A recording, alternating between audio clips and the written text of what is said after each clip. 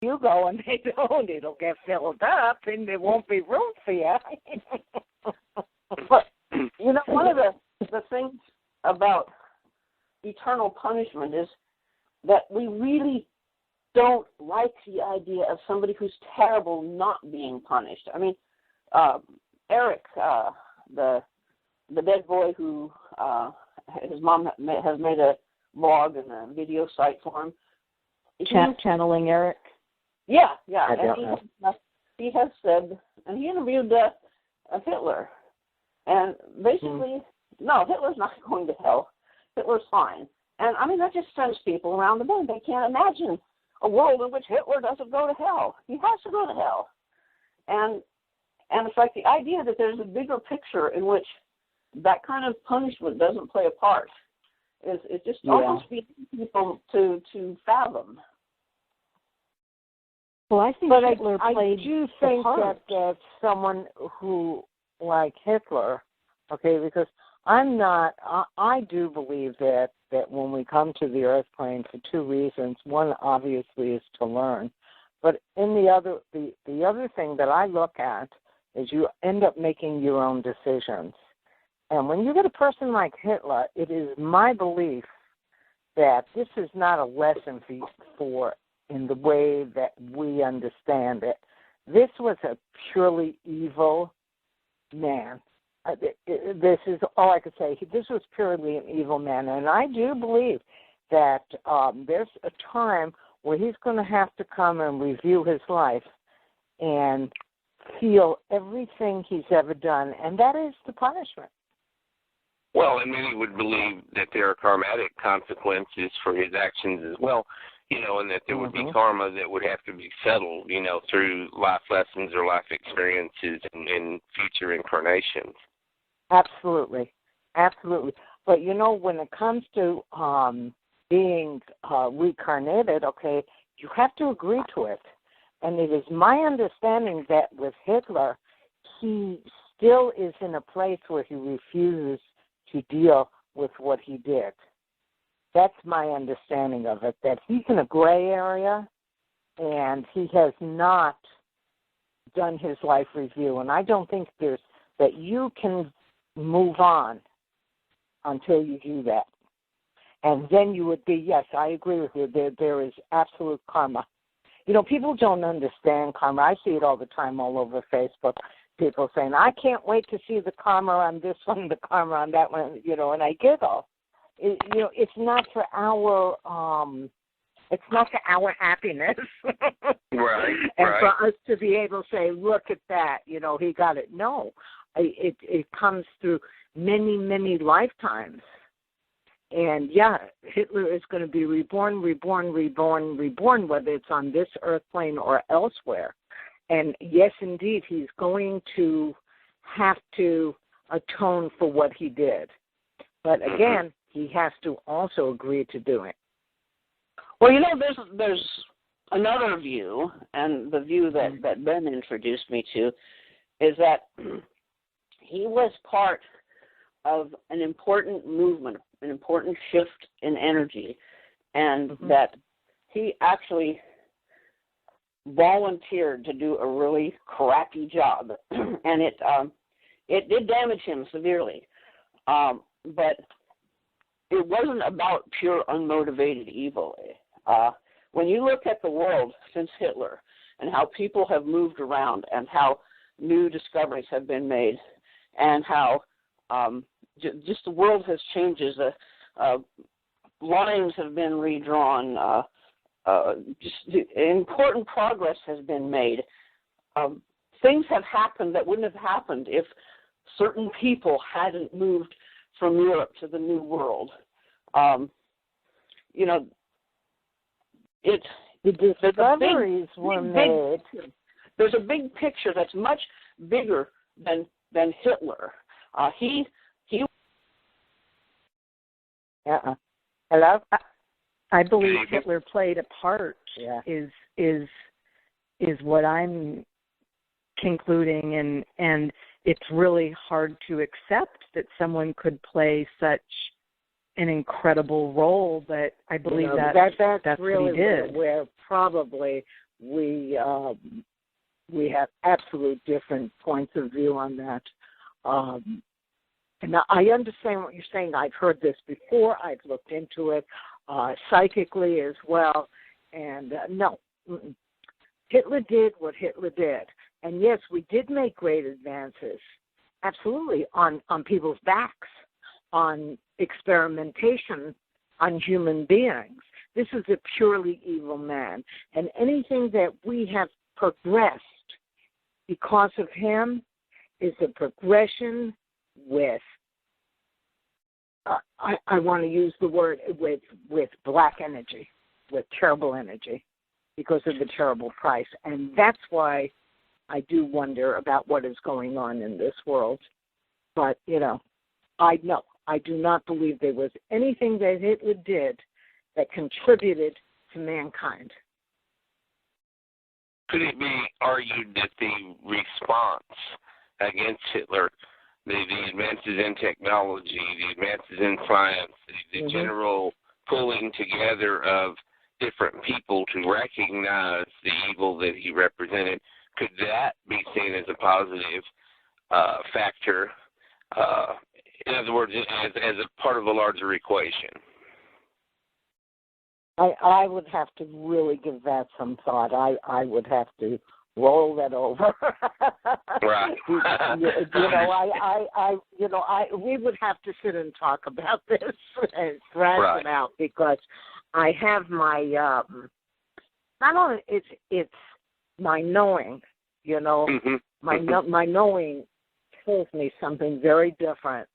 It is like, okay, when we advanced ourselves on the backs of aliens that came to our planet, and we advanced ourselves on their backs, and all our advancement then becomes tainted. Is it really advancement? It's the way I see things from a very different point of view than most people do. I think that human beings are as good as they're so purely good and so purely evil. I believe we've all got dark within us, and we all have much good within us, and much of our journey as humans is to learn to balance that, like we are learning to balance our egos. We can't eradicate the ego, but we can learn to manage it. Oh, I agree with that 100%. Going back to the Hitler thing, okay? If we accept that he's part of a bigger picture, do we accept that the pedophiles on this earth plane are part of a bigger picture? Do we accept everything evil is part of a bigger picture, or do we accept the fact that there is evil purely and simple? And the evil does not, and to me what evil is an energy that refuses to budge.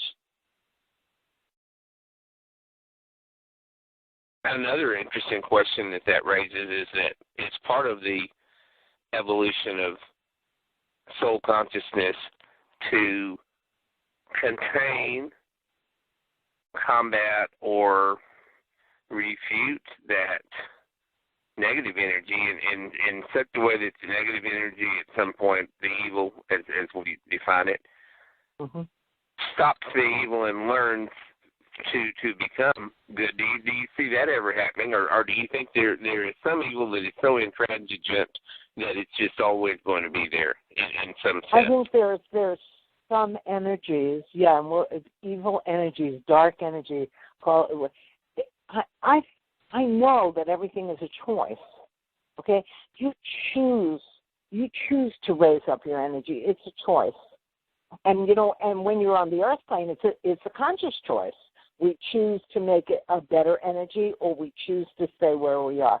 That evil energy chooses to stay where it is for whatever reason. I'm certainly not going to say I understand it, but that is their choice.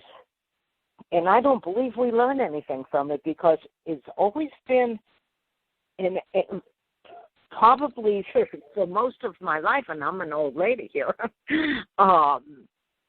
I believe that mankind never really needs. Okay, you see things like people saying you need to have pain to understand love. I don't believe that. I believe you can understand love just by understanding it. You don't need that opposite. You don't need it. It's our reality. It's what we've been taught by religion. Do you believe it's possible that part of our role as light workers is to send that low vibration energy, that dark energy, to the light to be healed? I believe that we can waste our time sometimes on things, but yes, you want to send that lower energy light, but again, in the end, it is their decision, and to me, their ultimate desire is to bring you with them. And I'm not talking about hell. I'm talking about just pure evil. Hitler, pedophiles, murderers for no particular reason. You know what I mean? People torture people. I mean, all this garbage we see in our world is made by people making decisions because they like that feeling of being a lower energy. Which takes us back to the original question about, do we have free will, and what is free will about? Yeah, they make a decision. I want to stay here. Welcome back, Nadia.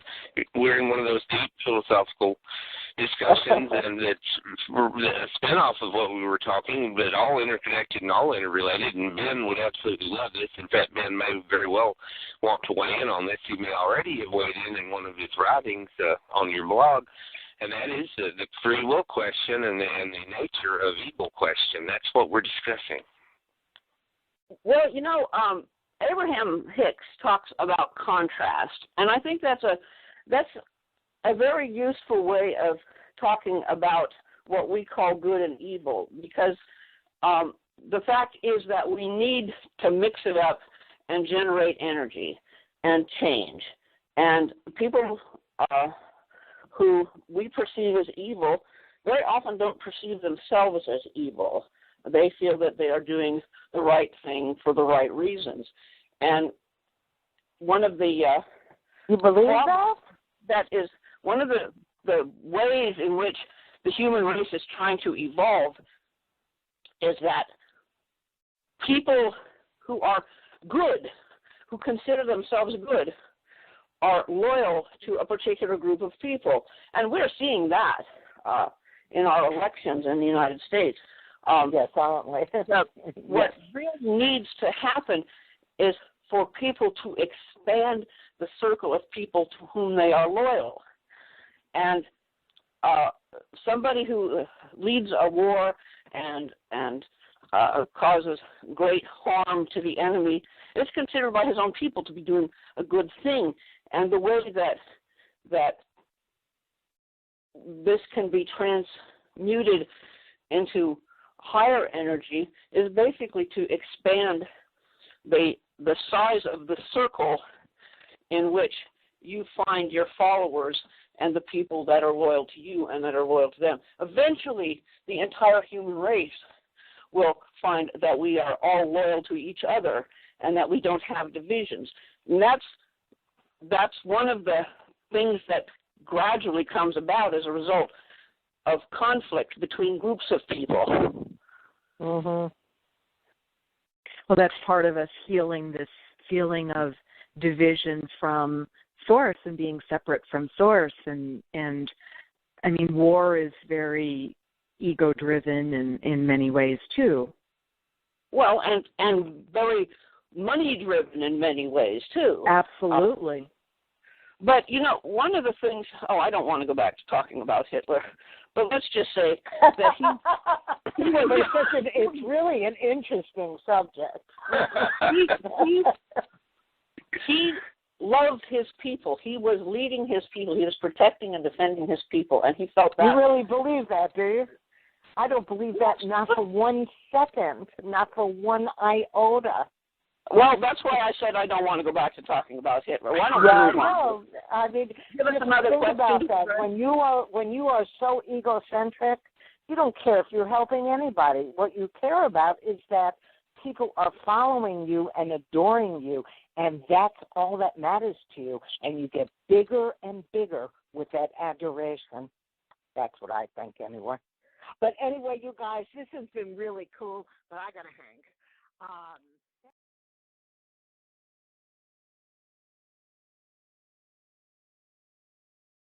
Their very best life. Sonia Evans also provides one-on-one energy sessions through ITA, Infinite Timeline Adjustment, to assist her clients in connecting to their optimal timeline and clearing energetic pathways to manifest their true heart's desires with ease and grace, utilizing infinite healing to clear ancestral, subconscious, genetic, and collective morphic fields that create dissonance. She has also done a collection of audios that target specific belief patterns and lack. Her passion to assist others in the fulfillment of their divine missions, divine birthright abundance, peace, joy, and love. She is also an accomplished belly dancer and nature photographer. So if you are here, Sonia, I want to welcome you to the show. Hi, Rich. It's a pleasure to be with you this evening. Thank you so much for having me on. And hello, everybody. It's a blessing to be here with you, and I hope you're having a great weekend. I know that I am. Thank you, Sonia. Yeah. Welcome to the show. We're glad to have you here. Well, yeah, Sonia, so excited. Can you tell us a little about yourself and your own awakening? Absolutely. I was born in Boston. I was raised in Boston. And my family was very dysfunctional, which seems to be the case and the norm with a lot of healers and light workers who are born into these lineages so that we can take on these patterns so that we can transform them. And my father especially was emotionally abusive with me. It was very hard to please him. It seems like I was pretty much ignored unless I was doing something wrong. And to make matters worse, I was also bullied quite a bit growing up.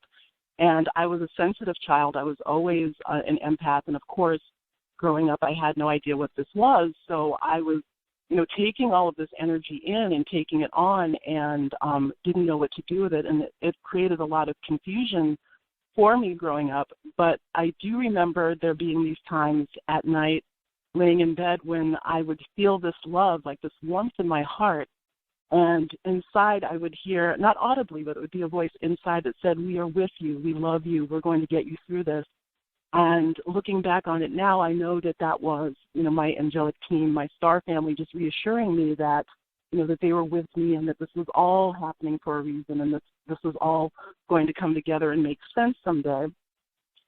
So taking on all of these patterns from the family, and basically a lot of times starseeds, indigos, light workers, they're born into these families and they take on these patterns. And what happened with me as a teenager is that I took these patterns and sort of reflected them back at the family, which, manifested as a lot of dysfunctional behavior. I was a very rebellious child. This was during the crazy 80s. So, it was, pretty wild times and just so much confusion and just having no sense of who I was because I was absorbing all of these energies and taking them on and owning them. From the people and my family and the situations around me and, just trying to process that. I think the turnaround for me really began, when I was in my early 20s.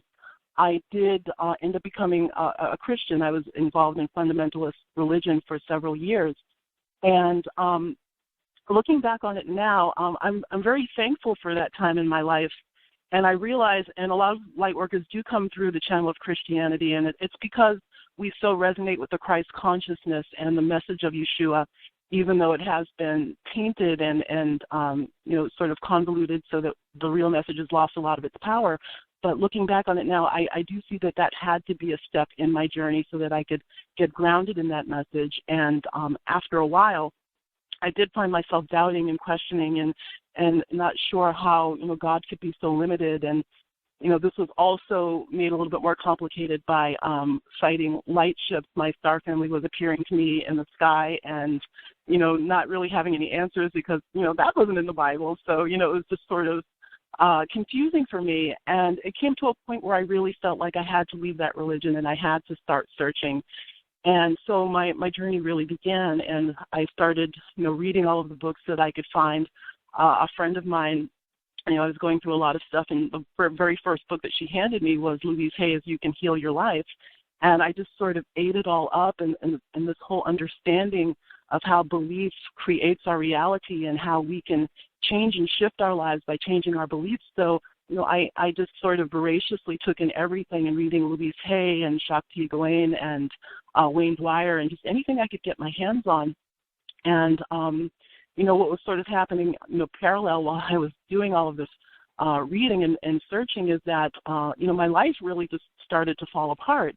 I mean, things were pretty good for a while, and then, jobs started to disappear and money started to disappear. And, this really got me searching, and the universe put some really wonderful energy healers into my path that I studied with.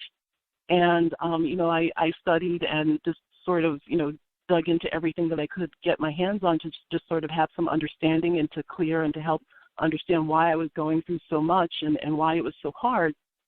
And I think this all came to a head when I became homeless. And luckily, a very good neighbor, a friend of mine, he took my daughter and I in. And it was a very confusing time for me because I had done so much inner work and I had done so much working on myself and couldn't imagine why I was where I was still. And, I remember taking a walk at the pond that was close to where I was living. And, I was just sort of having a gloom fest and, feeling sorry for myself. And, I sat upon a rock by the pond and, it's sort of like the skies parted. And I just knew in my heart that the reason why I was where I was is that there was still so much stuff just so deep within that I hadn't dealt with that was sort of creating an energetic barrier to what I did want. And once I started to see that and work with that and, the universe downloaded these tools for me to work with and started to clear that, I started to have that shift. And now I use that to help and assist others in their path and in their journey. But it has been, quite a journey, and it's still, just such a magnificent journey that's still unfolding for me. Well, Sonia, we're looking forward to hearing more about it. We have a caller from Central Illinois. Hello, Central Illinois. Hi, Rich. How are you this evening? I'm just fine. I have a question. I was just kind of curious. You said that you at one point you were homeless and you did a lot of reading and studying, and it sounds like a lot of physical stuff. Did you work at all during this period? At the time, I wasn't working, and I was self-employed. I was teaching dance at the time, and really hard time finding work, and it was very frustrating. And on the one hand, I knew I had to do something, but I was applying for work, and things just weren't clicking for me. And it was like, okay, universe, I need to live. I mean, what's going on here? But the thing is, and I'm going to get into this a little bit later, it was a huge issue around receptivity, and I'm going to talk a little bit more about that came up for me as an issue. And it's actually something that a lot of people are struggling with, that ability to receive love and to receive good. And, that was sort of kind of getting in the way with what I needed to not be in that situation. But I did have to experience it. And through it, I got to learn a lot about myself and about what was really down in the vaults in my subconscious. So I'm very thankful for the experience now. But at the time, no, I wasn't working and was very, very hard finding work. It was crazy. I see. Sonia? Yes. Taking off from that, can you talk a little about abundance and why so many people are not experiencing their life's purpose and their true heart's desires? Well, abundance is, usually when we think abundance, we think money. And, abundance does include that, but abundance is a little bit more expansive than that. and that it encompasses just living in the fullness of joy.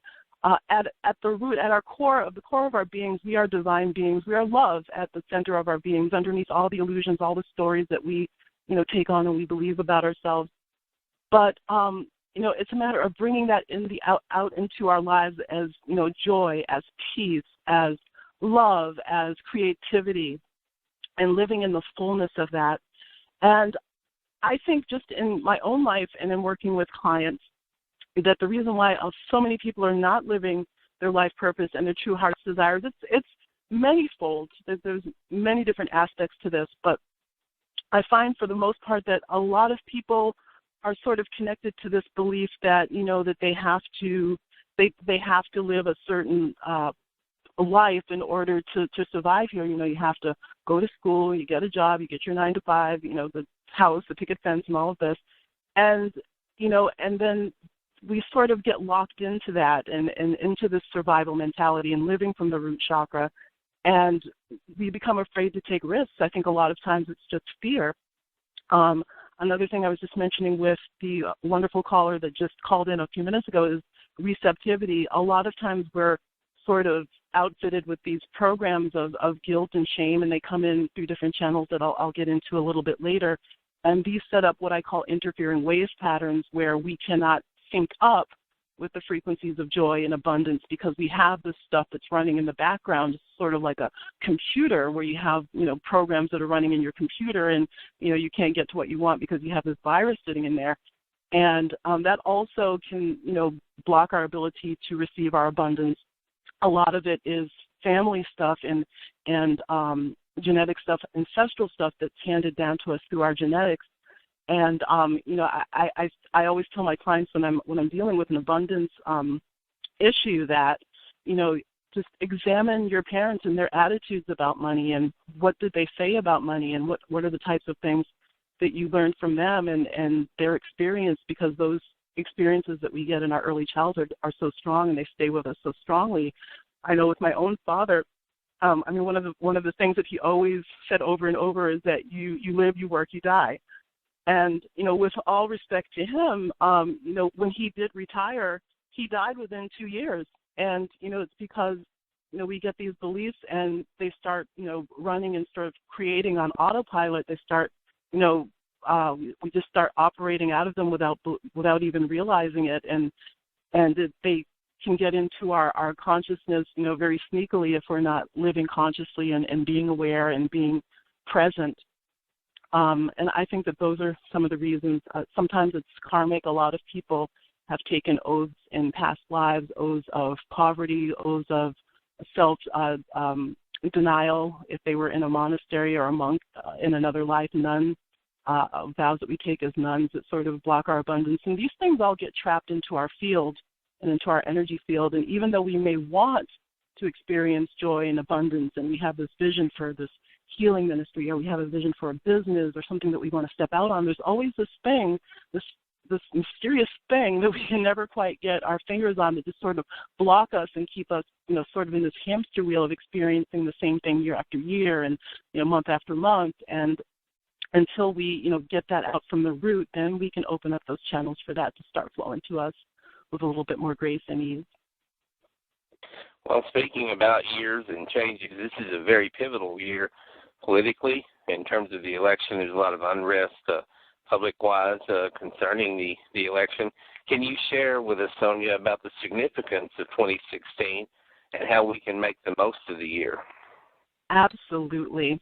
It never ceases to amaze me just how much we can learn about, the divine just by looking at, the microcosm of our world, and that this world seems to operate on cycles. I mean, we have the earth cycling around the sun every 12 months, and we have the cycles of night and day. We have the seasons, even in our own physical bodies, women with their menstrual cycle. I mean, our lives just revolve around cycles, or divine cycles to everything. And I think the 60s group, the Byrds, put it the best when they have the song Turn, Turn, Turn. To everything there is a season. And it's no different with our years. And 2006 numerologically is a 9-year. And a 9 holds the vibration of completion. We're in the middle of a completion of a cycle that began in 2008, which was our last 1 year. So if you take a moment to sort of reflect on where you've been since 2008, sort of the patterns that have come up, the stuff that's come up for you these past 8 years or so, you'll see what is being brought to completion this year and what the opportunities are this year. And, of course, we've had so much help with the upgrades that we've been receiving and the astrological alignments that we've been receiving to help us bring the stuff up to the surface so that it can be cleared, so that we can show up for what 2017 holds for us, which is the 1 year. Now, I mean, for me, myself, 2008, my father had died shortly before 2008. And these past several years, I've been dealing repeatedly, and this also goes back to the homelessness and the struggle with money.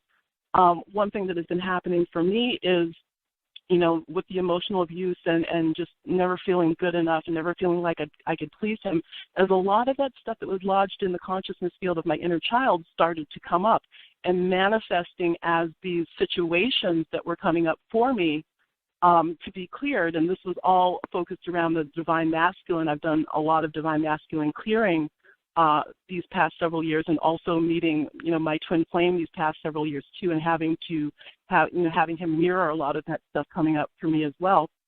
So this year is very important, just, you know, globally and even personally in our personal lives, because there is a cycle that's wrapping up for us, and it's very individual for every person because we're all, you know, all of our paths and all of our journeys are just so individualized. So, you know, if you think about the trends and the themes that you've seen happening since 2008 or so, you get an idea, you can glimpse an idea of what the potentials are for you. So it's really important this year to start getting a vision and set some goals for what you want to create in this next cycle, because, you know, things are wrapping up and we're having so much help, you know, from, you know, the astrological alignments and the other energies that are being downloaded on the planet. I know last year, energetically, I don't know about you, but it just like knocked my socks off with, you know, just the downloads that I was getting. And even recently, it's just been very intense. And this is all serving to help purge us and bring that stuff to the surface, all of that stuff that, you know, all of the old stories and the illusions that we bought into about who we really are and what we can accomplish and create. And that is coming to a close for us. So that's what makes this year so important. And that's why it's so important to sort of get a vision for what you would like to create next, what is in your heart to do next, what is the vision that, you know, your higher self has placed within you, and you know, really starting to reflect on that and meditate upon that as this year comes to a close. So, I mean, we're truly living in exciting times. There's just so much going on so many levels that it's just ridiculous. Oh, absolutely. Reminds you of that Chinese blessing or curse, whichever way you want to interpret it. May we live in interesting times. We're definitely living in them. Yes. You talk about us each having our own individual destinies and purposes. Can you talk a little about timelines and why you feel working with them is the next step in our evolutionary growth and our evolution? Tell us about that. Well, you know, Rich, one of my favorite movies of all time is The Butterfly Effect with Ashton Kutcher, which came out maybe about 10 or 15 years ago. Now, for you, those of you who haven't seen the movie, Ashton Kutcher, in the movie, he played a character who had the ability to change his present by going back to certain choice points in his past and making different decisions. And then when he came back to the present, he would be in a completely different situation. And I love that movie, not because we can do that, not yet. I'm still waiting for that. That would be great. But I love that movie because it just so touches on the truth that, you know, we definitely live in, you know, a fractal universe where there's just these infinite patterns and there's these infinite timelines and these infinite possibilities that we have, and the power is within us at each choice point. And when I say choice point, I mean there's always this moment of decision where we can choose a this or that. For example, let's just say for breakfast, you want to make, you know, some oatmeal. So when you choose to make that oatmeal, everything else that's in your refrigerator, be it eggs or cold cereal, whatever, you're choosing to go in this direction. And these other choices are unmanifested potentials or other timelines. There are other timelines that it coexists with that where you did have the eggs or you did have the cold cereal. So in all things, the choices that we make determine which timeline that we end up on, and there are all these other timelines that contain the choices that we didn't make. So when we understand that, the things that we desire to create for ourselves exist as an unmanifested potential, a potential timeline, we can move into alignment with the frequencies which are the doorway to crossing over into that timeline.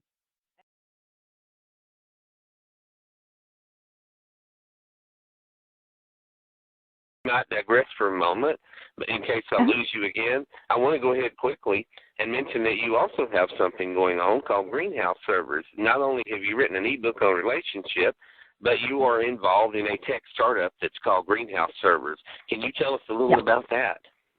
Yes, hopefully this will stay on because this is a very important, very near and dear to my heart project. I am a very firm believer that we have a responsibility to do clean business, to do green business, to do things that, as much as humanly possible, keeps us from having a negative impact on the earth. Do I still have you there, Rich, or did I lose you again? Yes, absolutely. Yeah, we're here. Yay!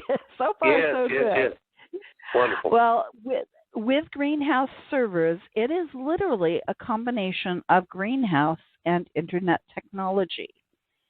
I am a geek, so I'm going to try to simplify as much as I can. You kind of think about it like somebody you got a neighbor that's got too much spaghetti and you've got too many tomatoes is the way that I use the analogy. And hopefully you put things together and you make spaghetti. Well, when you're talking about servers, and every website, I don't care if they say cloud or whatever, every website there is on the internet lives on a server, which is just a fancy name for a computer. It's a great big computer, but it's a computer. Right. The thing is about servers is they are furnaces. They generate a lot of heat. I mean, like a lot of heat. And it's very costly to cool any group of servers. When you're talking about sometimes hundreds or thousands of servers, you're talking about astronomical costs to cool those off. Do I still have you? Yes. Okay, good. When you are looking at greenhouses in the northern climates, now my partner in this, and by the way, he's the brainchild behind this, is a technical expert in servers, and he lives in Canada, in a place about 5 hours north of Montreal. It's a little city called Saguenay. And in that part of the world, right now they're paying $7, $8 and up for a single stalk of celery or for a single, let's say, an eggplant.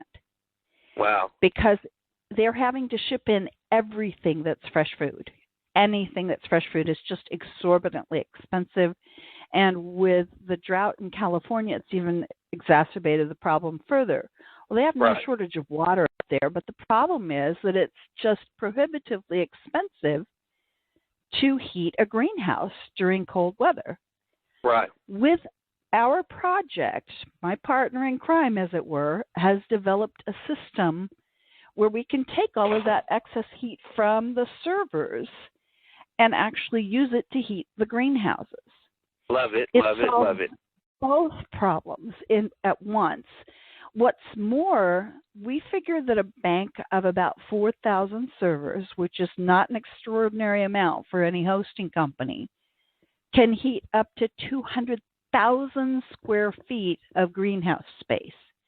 That's about 7 to 8 cathedral-sized greenhouses. We said it won't be enough to provide food for all of Canada, but it potentially could supply a good part, if not all, of that province, the Quebec province.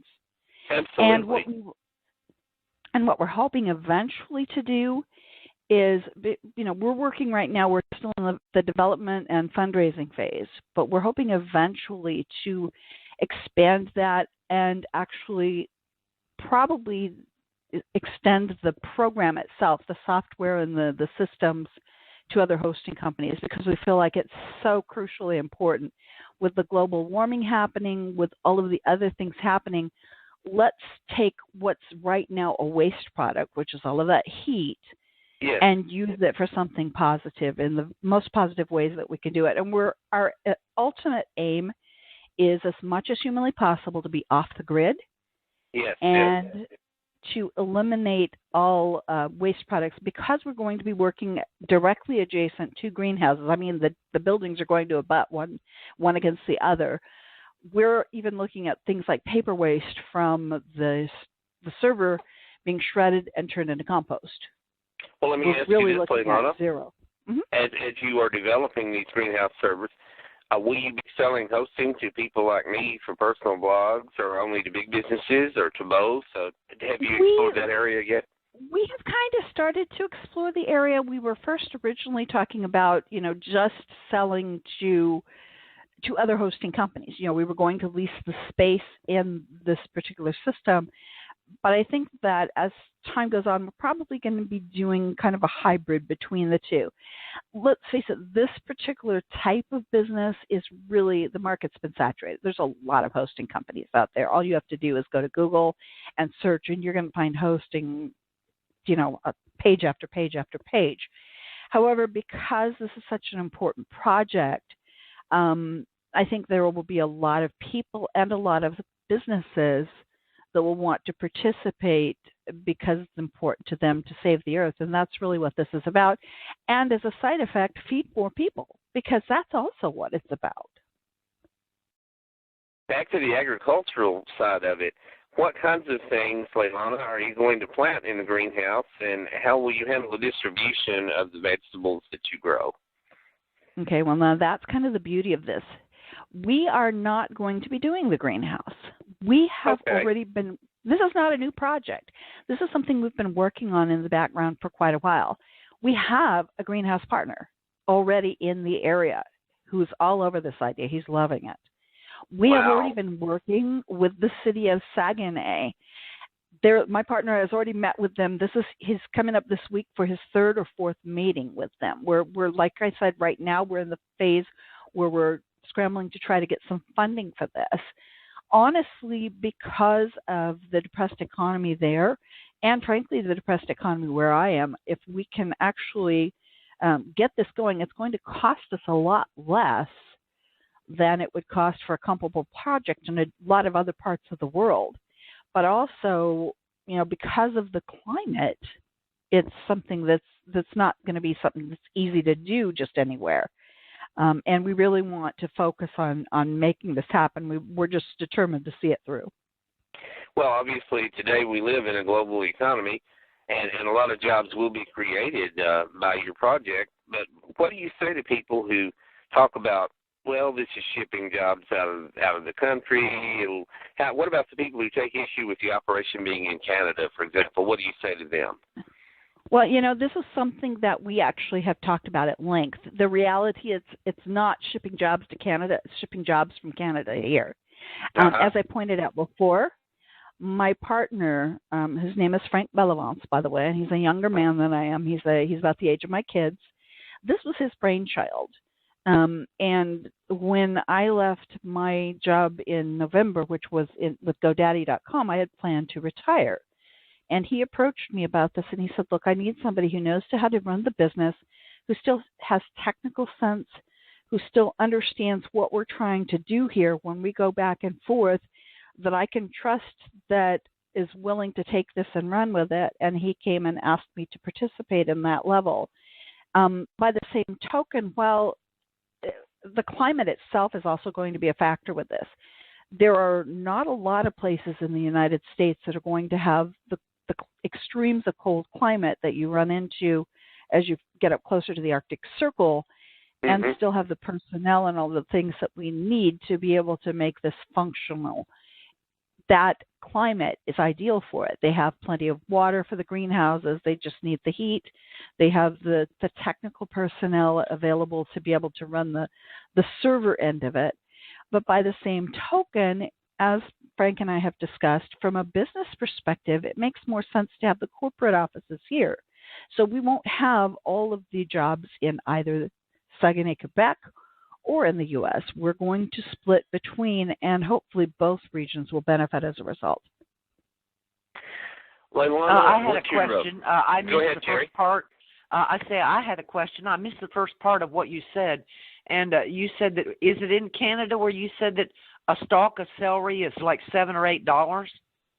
Yeah, and up. It's just extraordinary how high the prices these folks are paying for fresh vegetables. I'm seeing in the grocery stores, because about 50% of all of our produce comes from California, and I'm noticing here in the last couple of years that the price of lettuce and green pepper and that sort of thing is just going ridiculous high. And of course, they're running out of water. They don't have any water. And plus all the other troubles that they have, and I don't look for that to get any better anytime soon. And it was just a couple of months ago I bought one green pepper, $1.39, and it wasn't even a very good quality pepper. It's just almost like, I don't know, Soylent Green or something. I agree. Well, there may come to a point where we're looking for Canada to ship vegetables to us. And, right now the drought in California is absolutely a concern. And this is one of the big reasons that we feel that this project is so crucially important. We're trying to reduce the carbon footprints in a huge way for technology. People do not realize how much of an energy hog that technology really is. It's astronomical. It's necessary. I mean, let's face it, what happens to the U.S. the day that the whole internet crashes? It's not going to be pretty. We don't want that. But we need to find a way to make it greener, and I believe this is one of the best starts I've seen. When my partner was first telling me about this, and everyone else that I've talked to about it has had the same response. It's like, if they know technology, their reaction to this has been, oh my God, that's the most brilliant plan I've ever heard. And it really is. It's so simple. It's so obvious, and yet it's not being done. Leilani, how far along are you in this project in terms of the timetable? Where are you at in terms of implementation, in terms of the launch of all of it? Well, as I said, we're in the process of trying to raise the money to get the structure built and get the infrastructure together. We have an Indiegogo project trying to raise money. We have not gotten any response because I haven't had a chance to promote it. And I appreciate the opportunity to come on to your show tonight so that I've had the chance to at least tell a little bit about it. We are also working with officials at Saguenay, Quebec.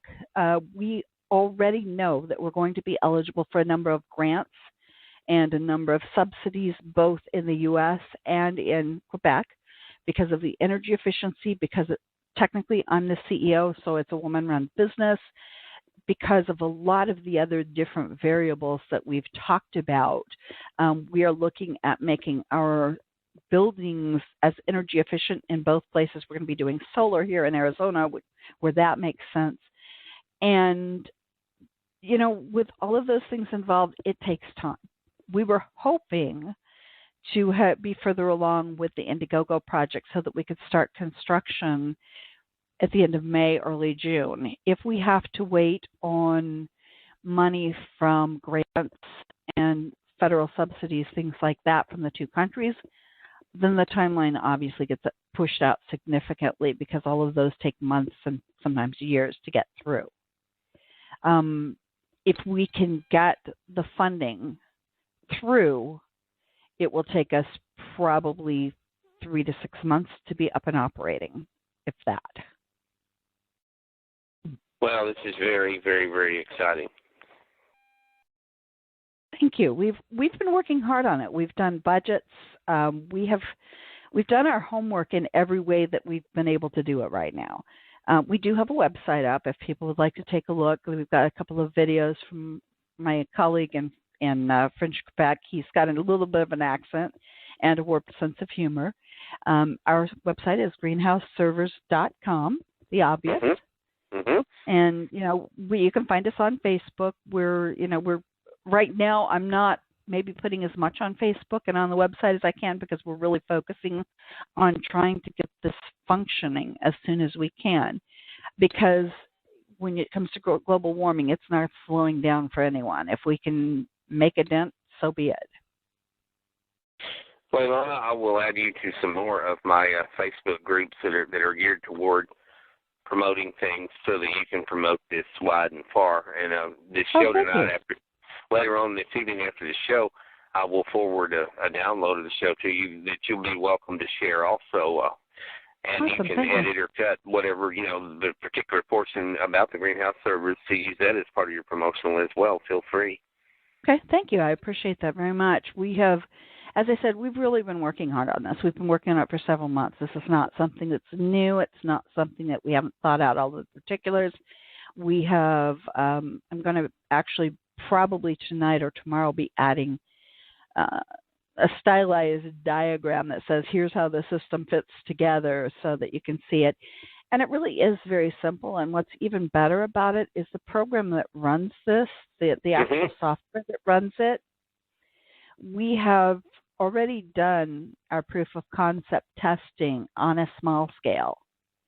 We know that we can scale it up, and it's such a tiny little program to run this that it is.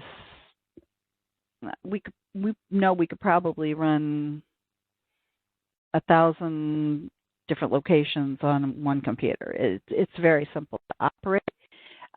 By the way, we are also going to be using a combination of, in addition to the heat exchange, because obviously you can't do that during the summer. We're also going to be using geothermal energy and geothermal means of cooling the servers during the summer when it's not practical to vent it off into the greenhouse. Wow. So this is going to be energy efficient all the way around. Yeah, I mean, we are quite literally shooting for as close as we can make it to a zero carbon footprint. It's not possible to do it entirely, but we're shooting for the closest that we can get to that. We're looking for a sliver of a percent if we can ultimately do that.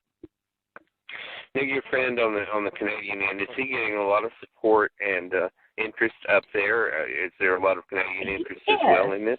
Yes. We've got a lot of interest. As I said, the city has been phenomenally supportive. They're working with him now. They're literally offering to sell us a piece of city-owned property, which abuts a highway, which also abuts the agricultural land because of the way that the zoning fits there. You have to have agricultural land on agriculture and vice versa. You can't mix the two. There is no rezoning, or at least not with any kind of a reasonable time frame. They're working on, they're saying, okay, here's how the power connections would work. One of the kind of interesting things, with the drought in California, you don't think of it. It's kind of mind-boggling to us here in the U.S. But when you are working in that part of the world, there is no shortage of water to the extent that they literally do not have a water bill. So your water bill is actually part of your tax. So when you pay your tax annually, it pays for your water for the year. That's amazing. Mm-hmm. And as I said, my partner's been an average of once a week meeting with the city of Saguenay officials on one level or another for the past several weeks. Wow. Lots of support. This is very exciting, and I'm looking forward to seeing it as it grows and develops and becomes big. How many, in the end, different greenhouses do you foresee in the future maybe coming out of all of this? Well, what we were looking at, if we can go ahead and get the project started as we have it planned right now. I mean, we've got our building designed. We've got everything ready to start flying. We're looking at an initial server building, which will hold about 4,000 servers approximately. That's going to be slightly over, slightly under. We figure that's going to, sorry about my dog in the background. That's going to cover about 200,000 square feet, which is about, I'm thinking 7, 8, something like that, maybe really large greenhouses of the scope that we're already working with. We even talked to the existing greenhouse owner, and we looked at trying to get a waiver so that we could actually build into that existing structure and start the process sooner. But because of the zoning laws, we couldn't do that. Once, if we build this first building, by the way, which we talked about 4,000 servers, the building itself is not that large. It's only about 50 by 60 feet. It's a very small building as far as the actual server portion of it. And then eventually, if we can actually expand and extend this with other hosting companies on whatever basis, then, it's almost the sky's the limit. You can really build wherever the capacity is. Well,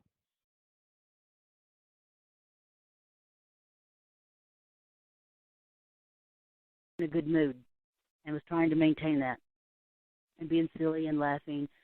And for whatever his reasons, he took a wet washcloth and popped me in the face. Well, it hit my eyeball, and it caused a headache that I would later go to the emergency room and, they would give me some ibuprofen. But he had also, before I left, he had threatened he held up a knife and said that he was going to slit my throat. And I haven't seen him since, because I got up, put my clothes on, and I just started walking. And based on your experiences with him, you have no doubt that he is capable of cutting your throat. Yes. Supposedly he'd killed a man in Oklahoma. The actual details I've never been told.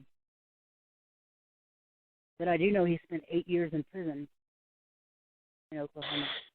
You mentioned that he had 3 previous wives. If I'm not mistaken, at least 2 of them died in somewhat questionable accidents. He claimed to have been married 4 times. The first one he said he divorced because she wouldn't take care of the children. The other 3 died. 2 in car accidents and 1 cancer. I have met his mother, who died 2 months later. I have met his brother, who wouldn't look at me, his daughter, and his favorite niece.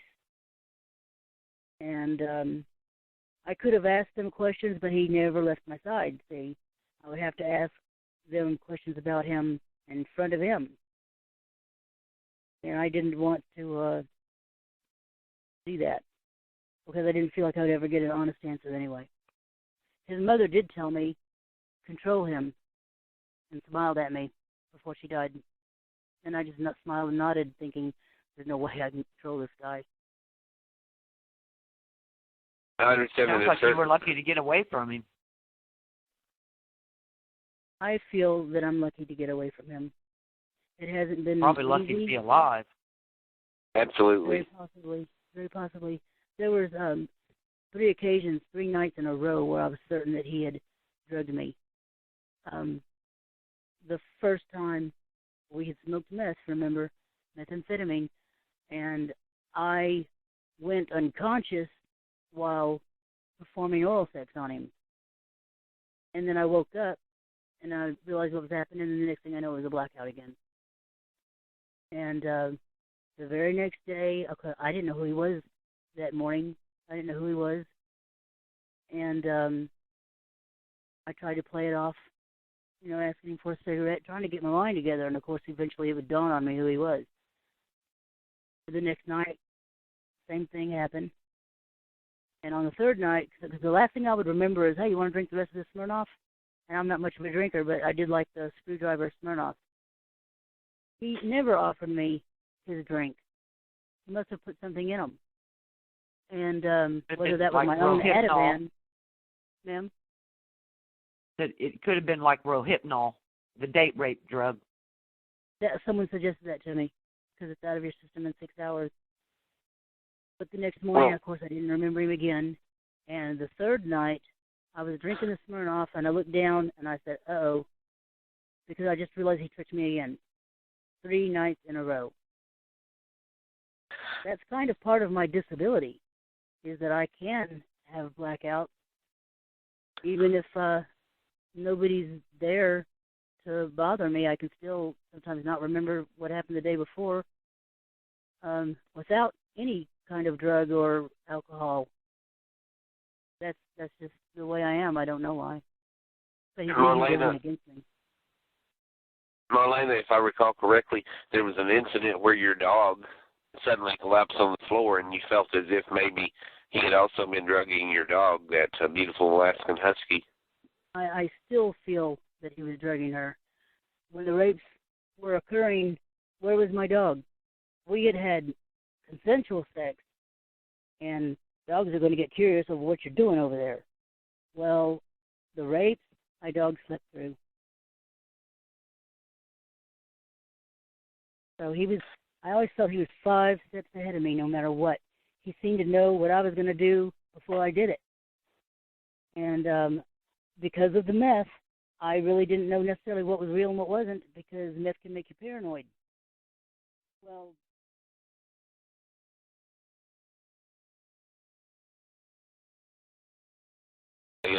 Postmodern realism, in that it's photographic, part of it's photographic in nature at least. I wanted to ask it too. You said that he has created a book, and is this book about your bookstore? It is. It was done entirely on the bookstore. Yes, go ahead. Hello, Terry? No, that's not me. All right. Go ahead with your question. You were asking me about that.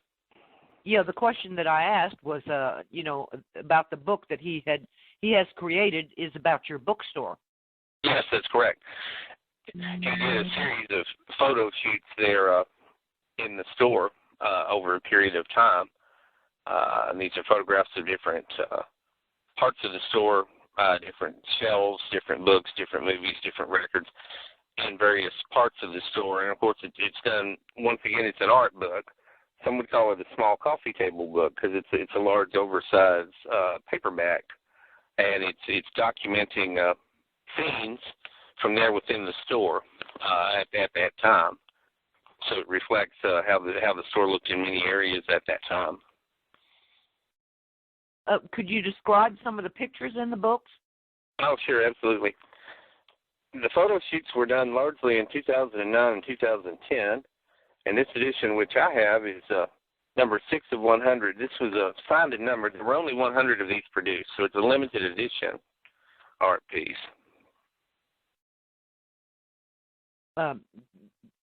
Like I asked before, can you Go describe ahead. some of the pictures in the book? Yes, I'll be glad to. Marxism and the Human Individual by Adam Schaff is on the opening first page. The very first photograph shows a picture of that book along with some other books beside it. As you go further in, there's a display of VHS movies where you can see all the covers of the different movies, and there's some calendars below that as well. That sounds good. Can you give us a general review of the book? Oh, yeah, absolutely. It is, shall we say, a tribute to the bookstore, a tribute to bookstores in general, a tribute to the iconic nature of the small, independent American bookstore, which my bookstore is very much in the tradition of the European bookstores, which, as you know, have a cultural tradition. In Europe and in France particularly, the bookstores over there are a meeting place for the intellectuals where they congregate.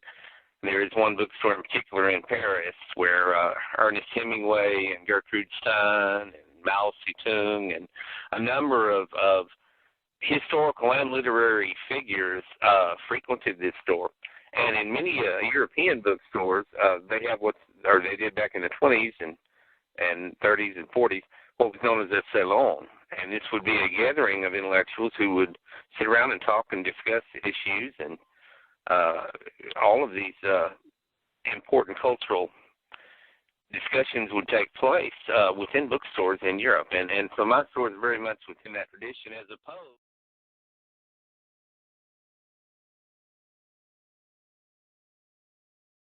rooted into their social structure. They share, they're concerned about their fellow individual, and, all of these qualities is how they have survived on Earth for thousands and thousands of years. We're dependent on electricity, And this is going to be a very rude awakening for a lot of people. So that's just my input. Northeast Texas, you had a question, I believe, also. Yeah, my question had to do with drinking water. It seems to me like when the people finish eating one another, they're going to need something to drink. Where's it going to come from? Put it lightly, yeah. I mean, the people will die of thirst in just a couple of months, you know. I mean, everybody. The people in the cities will go to the country and get their water, and then, I mean, I don't see anybody coming.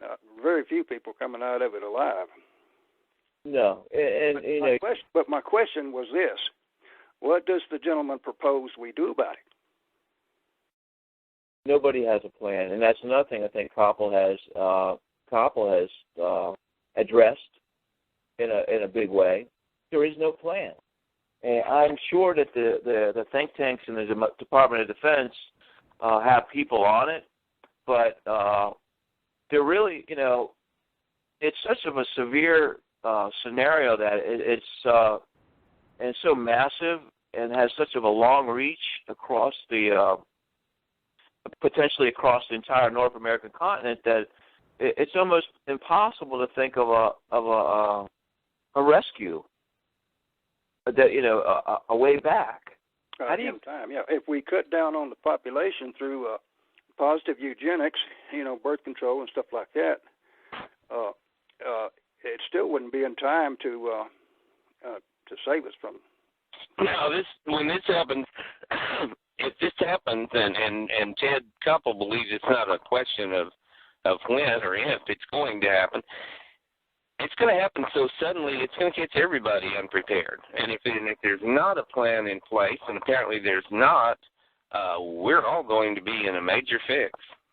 Yeah, well, according to my information, we've only got water enough left for the next 30 to 50 years, even if we don't have a electrical crisis or a nuclear war or whatever. Just think about it this way. It took man millenniums. I mean, we've only had electricity for the last 200 years, possibly tops, right? Right. Then you take out every means of, reestablishing the technology. It doesn't exist anymore. The lights that you would read the books by don't exist anymore. The circuits that you would normally put together don't exist anymore. You're back in the Stone Age. Exactly. You've got centuries-long, millennium-long climb, that 14 billion years or more of prehistoric age to modern age, the last 200 years to figure it out again without the resources that you're used to and accustomed to. So, Einstein said World War III would be nuclear, but World War IV would be fought with sticks and stones. You're literally saying we could easily go back to the Stone Age. Exactly.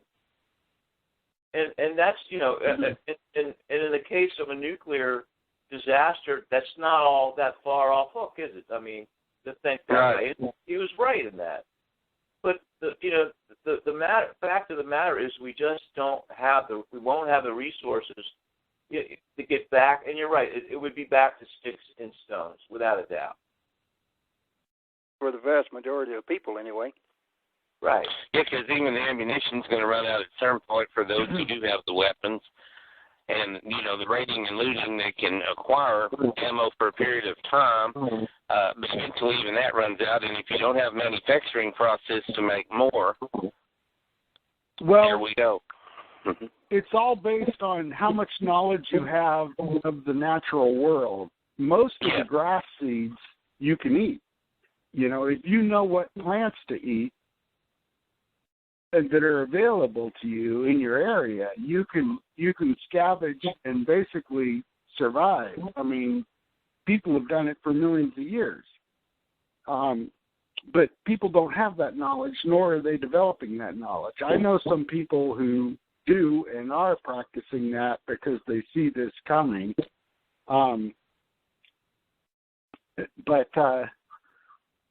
Water and all those things are skills that you have to develop.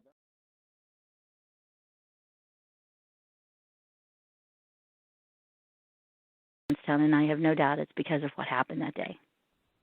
Well, Becky, we have a caller from Central Illinois. Well, hello. Good evening. Hi, it's Cherry. Hi, Terry. How are you this evening? Fine. I was just curious. Exactly, do they know exactly how many people died, or because there were so many people, were they so many uncounted for? On July 31st of 1890, which is just a little over 1 year after the flood, the Johnstown Tribune released a flood victim list, and that has been held as the official victim list for the last 125 years.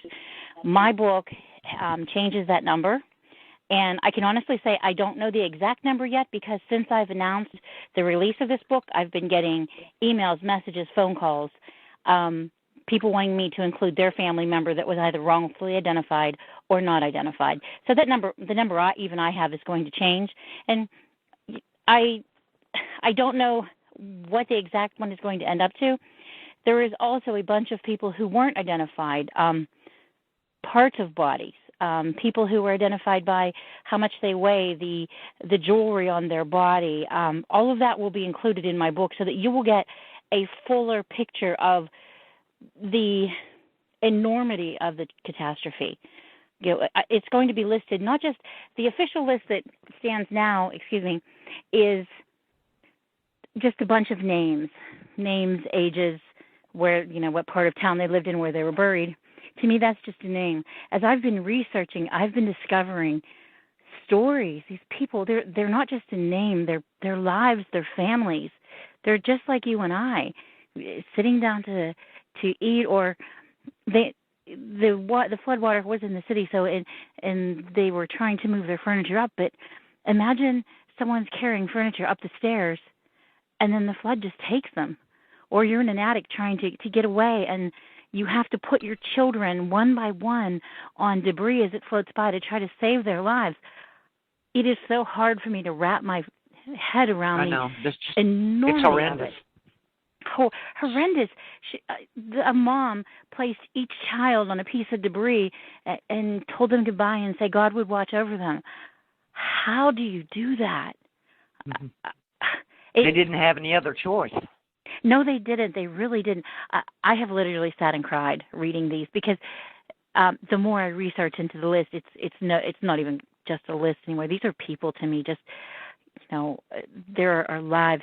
I had one man send his family genealogy to me, and I was staring at the faces I had typed over, the names I had typed over and over again, and these weren't just names anymore. They were faces, and they lived in this house, and they went to this school, and these were their friends, and this is who they married, and oh my. And I think there's been kind of like a cloud of gloom over Johnstown for a very, very long time, and I really feel that it's the souls of these people who haven't been identified or were identified wrongly, and I think they just want to be identified as, I was there and I died, and I want someone to know that I died. Yes, to remember them. Yes.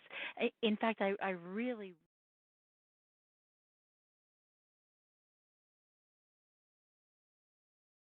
knew himself. He knew he was out of control. He knew who he had signed with. He knew the gang world he was wrapped up in. And he had already been shot one time and almost murdered. And so he knew what he was in, and he knew it wasn't going to end well. Well, Jake, can you tell us what happened the night Tupac was killed? The night Tupac was killed, he went to Las Vegas to see his friend Mike Tyson fight. Had a heavyweight title fight, and he went with his crew, with Suge Knight and other Blood Gang members. They watched the fight. Everyone was in a good mood. When Tupac was leaving the fight, he was interviewed by a cameraman, and then when he was leaving, his crew spotted a Crip member in the MGM lobby, and this Crip member had stolen a death row golden plated necklace off of a Blood member. So they whispered in Tupac's ear, "Hey, that Crip member over there, he's the one that stole our medallion." Tupac, trying to be the hero, ran over, punched this Crip member in the lobby, and all of the crew started jumping on this guy. His name was Orlando Anderson. They started jumping him, kicking him, punching him. Then they get up and they leave. Tupac and all of them run out of the casino. The police question Orlando Anderson. In classic street code, he doesn't cooperate, doesn't want to press charges.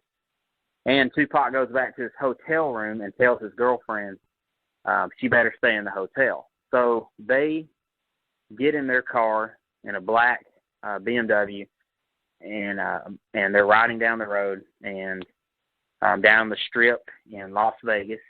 They're going to a club named 662 where Tupac's supposed to perform. Suge Knight's driving the car. Tupac's in the passenger seat. There's a lot of security behind Tupac following him.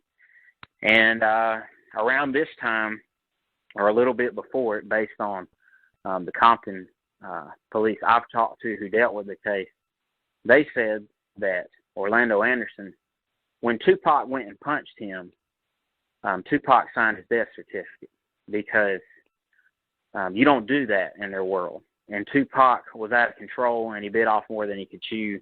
And it's very sad. And so they went back and decided, the Crips decided that they didn't care if it was Tupac. He had disrespected him. He had punched him out in the open in front of everybody. And there were, and as far as their eyes were considered, they don't see Tupac. They have no regard for human life. And they saw him as a Blood member. And so he was driving down the road. They're bumping their music. They get pulled over because their music's too loud, Suge and Tupac, and they don't have license plates and all that. They're let go. They continue down the road. They're laughing. They pull up to a stoplight, and a white Cadillac pulls up beside them, and a gunman, there's 4 men in the Cadillac, and a gunman pulls a Glock puts his arm out of the back seat and shoots, I believe, 13 rounds into Tupac's door. And I think Tupac was hit a number of times. And one of the bullets ripped through him and went into his chest. And the Cadillac drove off, and that was that. And so the night Tupac, Suge Knight is shocked. He's been hit in the head by a fragment. He's bleeding out of his head, too. Tupac is shot a bunch of times because he tried to climb in the back seat during the shooting, which exposed him to more shots. And they turn the car around in the middle of the road. They drive down. The police catch up to him. Las Vegas police are on their bicycles, and they pull Tupac out of the car. And, Tupac's laying there trying to breathe, saying he can't breathe. And the police are looking at, one police holding him, and one police is trying to get him to tell him who shot him. Tupac saying, I'm dying, I can't breathe. The last thing he ever said was he looked at a cop, and a cop said, tell me who shot you. And he looked at the cop and told the cop, F you, to the cop. Yeah.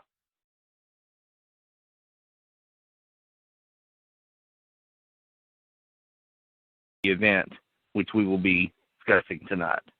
Her soul consciousness may have had enough talent to say, okay, this reality is a bunch of blasé nonsense.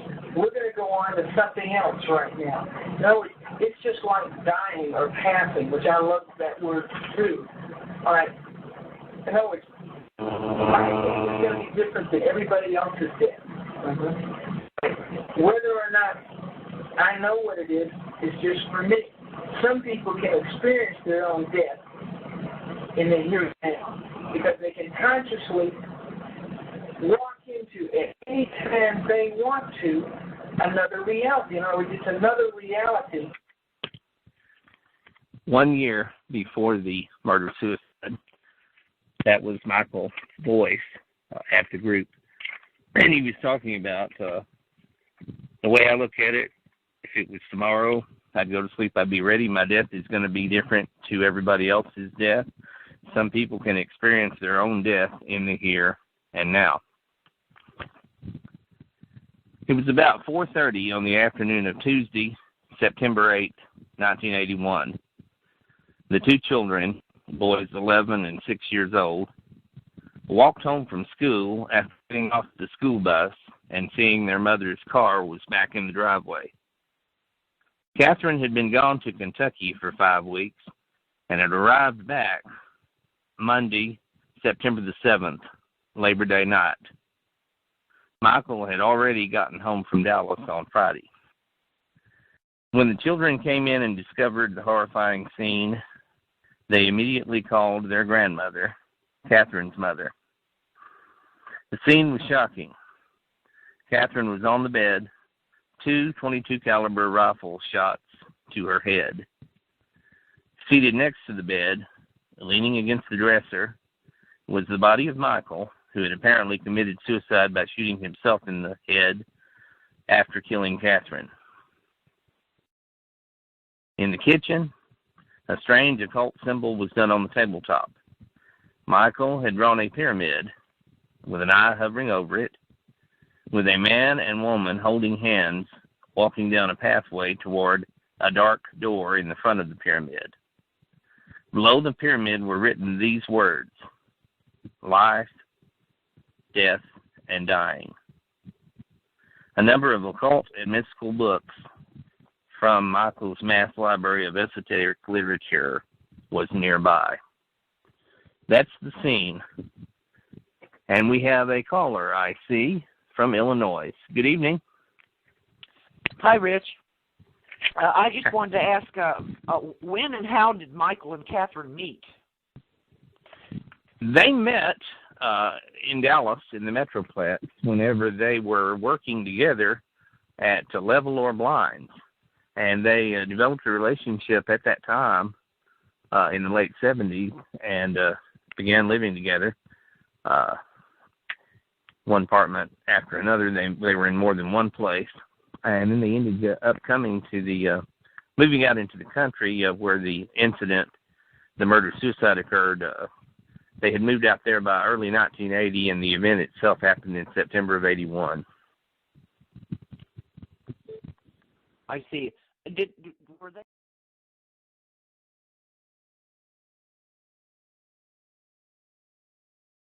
Which collapsed while they were crossing it, and they all died, of course. And he deals with the different circumstances that brought them to be there at that bridge. These people who didn't even know each other brought them to be there at that bridge that day.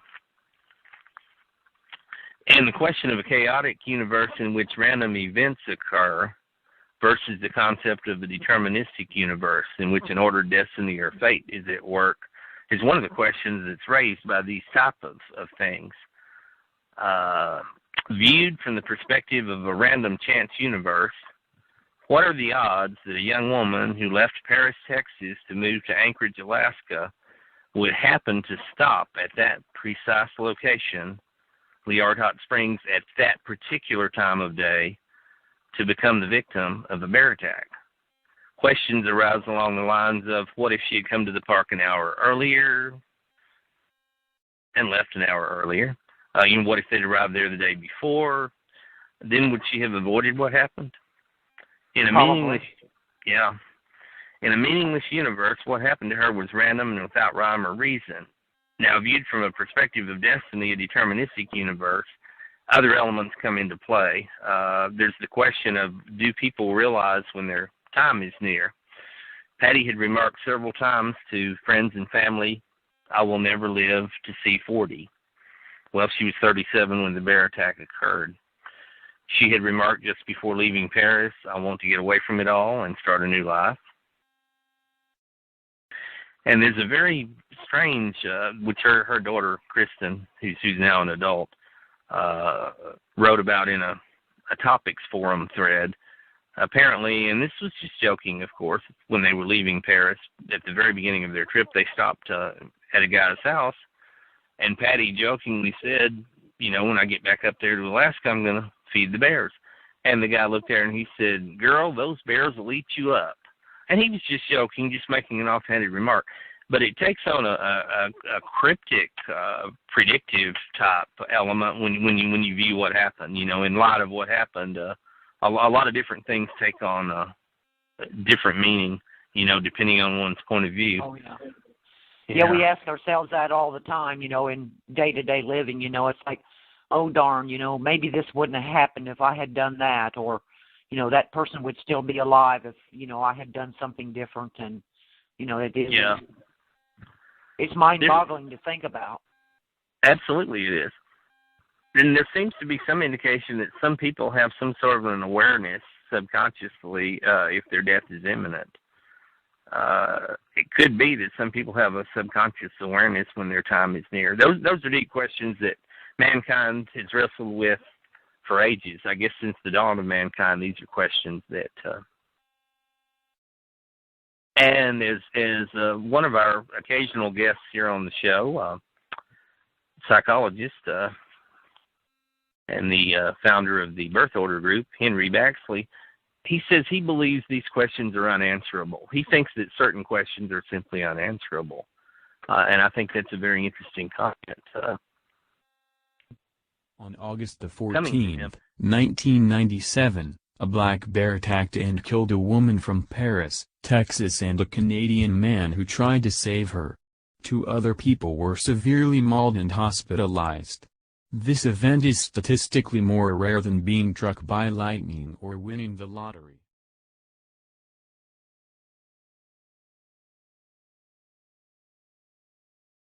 Saying that it was her sister because she had been missing for all that long a period of time. But the family had never reported her missing because they weren't close.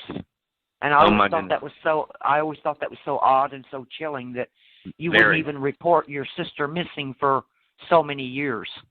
Wow. We have another caller from Northeast Texas on the line here. Hello Northeast Texas. Hello. How are you this evening? Yes. I'm doing good. Great. Well, tell us. I'm calling about serial killer David Wayne McCall that was here in Paris, Texas. I knew him between 1984 and 1987. And at the time, I was only 16 years old. And one of the guys that we both hung around told me that he had raped a woman in Indiana. Now, all of this can be Googled now. But at that time, the only thing he had done that anybody knew about was rape. Quite a few years later, I would find out that they got him on 6 hits. He'd killed 6 women, possibly more, because he had a job where he traveled. But it was 6 hits in and around Dallas. Oh, wow. Yeah. I smoked pot with this guy. I slept in the same room one time with this guy. And even though I was afraid of him and didn't know why. And, some people, some of the guys would rib me about that because, we were teenagers, so they did. There was no reason that anybody knew of to fear him. So I think it's very interesting that at 16 I picked up on something, even though I didn't know what. But I think that's very interesting that I knew someone who was going to become a serial killer. Yeah. And he started out with That's just scary. And it was David Wade McCall, and you can Google information about him. Yes. It's horrifying to look back and realize that you were that close to someone like that. Yes.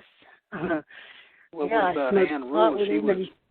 She actually worked with with what's his face.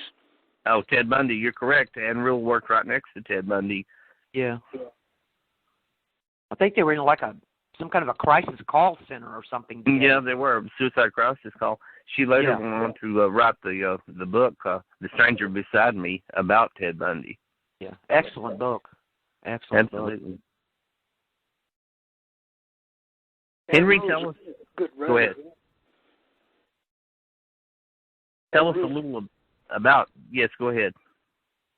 Ann Rule's one of the great crime writers. Yes, she is. She's written a number of nonfiction true crime books. Deb Gallant, you've had some experience in the criminal justice system. Tell us a little about that. Well, actually, I just studied. I wanted to go on to become a probation officer, but I just ran out of money, so I only, received my associate's degree. Mm-hmm. But during that time, it was a very intense course. We learned photography back when, you didn't have digital cameras, and how to process fingerprints. And we had to do a lot of research. And it was during that time that I became a staunch advocate against the death penalty. And there's a reason for this. Up until that time, I figured, hey, let him die. However, when I was doing research, and this was like 1988, I read up on how they had found 300, and I forget, so many people that they thought were guilty and later found out after their death they were innocent. And that made me think. I thought, even if one person, is put to death for something they didn't do, it's just wrong. And even though my next door neighbor was murdered, and I woke up to her screaming, being murdered, even that, at that time, we knew he did it, but all I wanted was for him to be in prison the rest of his life. I thought, make him be as miserable as he made, everybody else. And since then, they've come out with the Innocent Project and a lot of things where DNA has exonerated a lot of people that had been in prison for years, some on death row, and never thought they'd see the outside of the prison again. And here they had, were not even guilty. Deborah, have you ever heard of Randy Steidle? No. Now, where was he? I was just looking up the serial killer we had in our area. Go ahead. Well, Randy Steidle was someone that I met when I was very young. I was only about 18, and I dated him for a while. Several years later, he and another man, this is in a town, it's also called Paris, Illinois. He and another man were arrested for the murder of a young couple, Karen, and I can't remember the other man's name. It may have been Randy Rhodes. The bodies had been, I believe, strangled, stabbed, and the house was burnt down. Well, eventually Steidle and the other man, I can't think of his name, they ended up on death row. And 19 years later, Steidle was exonerated and found that he had been railroaded by the Paris police and the state's attorney. So he had spent all that time. He's not the man that originally came from Ohio, is he? No, I believe Steidle grew up as far as I know, he grew up in Paris, Illinois. Okay, the reason I was asking, because there was another case in Texas. I read the book so long ago, I can't remember. I want to see The Thin Blue Line, but I may be wrong. But the man had come from Ohio down to Texas to work, and he had picked up a hitchhiker. And he let the hitchhiker stay overnight with him, and I don't know, took him somewhere, and they found two bodies. The hitchhiker blamed it on him, and they let the hitchhiker off, stating that, well, he's state witness and all this. Years later, this man was on death row and had received reprieves. That's the only reason he was still alive. But years later, they somehow linked or figured out that he wasn't the one that committed the murders. But they didn't go after the hitchhiker. He had killed other people since. They prosecuted him for that, but not for, this man. I read that book, I want to say in 1995, and I was just very upset about it because I thought, what kind of justice system is this? If the perpetrator goes free, and somebody else. Yeah, and of course now it's coming out all over the news that all these attorneys, police, prosecutors, and everything are fabricating evidence, and they're lying. And this apparently is going back, they say, for decades, and it's all over the country. And there's something called the Innocence Project. Yeah. Yeah, and also something to do with the DNA. Some of the labs had mishandled DNA for decades. And, you know, that's just really, really scary when you stop and think about it. Oh, yeah, because they would pick up stuff. Evidence, and put it all together, so you're getting DNA on items that otherwise wouldn't have had it, you know, and it just messes the whole case up. Yeah. And that's basically what happened to Steidl. Yeah, like I said, I'd read that other one. I just looked up that murderer I was telling you about earlier. Okay, it says on here in a Lucas County Common Police Court on October 2nd, and this was, just a minute, let me see the year exactly. Oh, it says 2015, but it was in 2006. I didn't think it was that long ago. Okay, anyways, it says, in a tense Lucas County Common Police Court on October 2nd, Toledo long-haul trucker Dalmas Colvin admitted to strangling and suffocating 5 prostitutes and dumping their bodies in remote areas in and around the city. Yeah. And at that time, they had links to him murdering a 7th prostitute. So, you know, on it goes. Absolutely. You know, there have been a number of people on the death row in a number of states that have been exonerated by DNA evidence at some point. Right. And that Barry Bonds case, that was in Montana. Are you familiar with that? The one where these people all said that he had been in trouble when he was younger, and this girl, I think she was a valedictorian or something. Anyways, they lured her out to an area, and they admitted that they got into a fight, but then they said that Barry Bonds did it. And people have come forward to say, no, that's not what happened. You know, the women that got away with it, they were kind of girls then, but the ones that got away with it would brag about how they'd murdered once and got away with it. They let Barry Bonds out for like a year, and then they decided, no, we're going to just put him back in here, and they found him guilty, and he's, you know, has this life sentence, and I have been connected to that link. And one of the reasons being is, okay, you know, is there DNA that can exonerate him?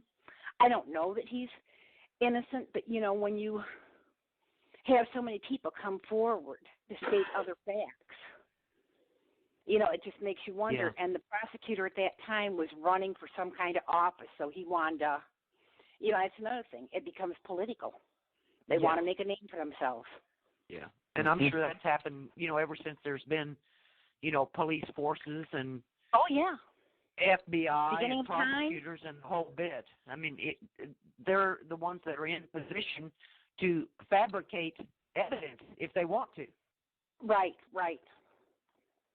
I'm really surprised that Scotland Yard didn't hang the Jack the Ripper murders on some poor soul. Well, they tried. You know, they tried. Absolutely. And, you know, somebody said they discovered who. Somebody said there's new evidence that it was a policeman that did those murders. Anybody? But there's all kinds of theories. Patricia Cornwell has an excellent book out. I heard it was a prominent doctor. I did too. Because he had knowledge of the anatomy, he was taking their uterus out and wrapping it around them. Yeah. Only a doctor at that time would have known how to do that. Right. That's like that Black Dahlia that's never been, you know, they've never solved that, although there's been a lot of theories. They thought that might have been a doctor too. they think it was the famous torso killer. I can't remember what area he was killing in, but he was out of his normal area. But the crime was basically the same, and they called him the torso killer. They never found him. And because what happened to the Black Dahlia was so close to what happened to the other victims, they think that that's who it was. It's a good possibility there. You know, another long unsolved one, the Zodiac Killer out in California, too, who claimed a number of victims. Yeah. Yes. Yeah, they've got more than one that they call the Zodiac Killer. Say what you want about the Zodiac Killer. He did have a sense of humor. Oh, those strange letters that he would send to the newspapers? Right. What about that BTK killer? Uh-huh. Yeah, BTK. Yeah. Right. Went undetected for 20 years, didn't he, or longer? Mm-hmm. It makes you wonder, you know, how many serial killers are actually roaming the country at any given time. You know, are there 20 or 30 of them, or, you know, are there over 100? According to John, the guy that instituted the FBI Profiler program. Yeah, I know who you're talking about. I can't think of his last name. Back in the 80s, he said that at that time there were over 100 serial killers. He estimated that there were over 100 serial killers operating in America. Man. See, they get smarter. They get smarter at hiding the bodies and planting false trails and all that as the years pass.